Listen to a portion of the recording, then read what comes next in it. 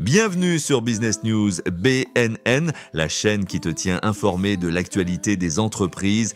Moins d'un mois depuis son introduction en bourse, Circle Internet Group veut ouvrir une banque selon Barron's.com. Ce que cela signifie pour le géant du stablecoin, émetteur de stablecoin, action à succès. Géant de la cryptographie, Circle Internet Group a désormais un autre titre en ligne de mire, la banque. Circle a déposé une demande auprès de l'Office of the Comptroller of the Currency, OCC, pour créer une banque fiduciaire nationale appelée First National Digital Currency Bank. NA a déclaré la société lundi. La banque superviserait les réserves d'USDC, son stablecoin indexé sur le dollar, et offrirait des services de conservation d'actifs numériques à des clients institutionnels.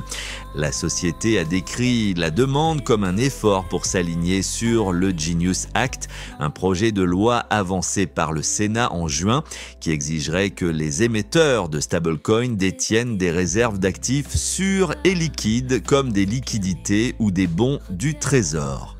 Au moment de réaliser cette vidéo, Circle détient 61,9 milliards de dollars en bons du Trésor et en liquidités en réserve pour correspondre à 61,6 milliards d'USDC en circulation à la Bank of New York Mellon. En demandant une charte fiduciaire nationale, Circle prend des mesures proactives pour renforcer davantage notre infrastructure USDC, a déclaré Jérémy Allaire, le PDG et le cofondateur de l'entreprise, dans un communiqué. En outre, nous nous alignerons sur la réglementation américaine émergente pour l'émission et l'exploitation de stablecoins de paiement libellés en dollars.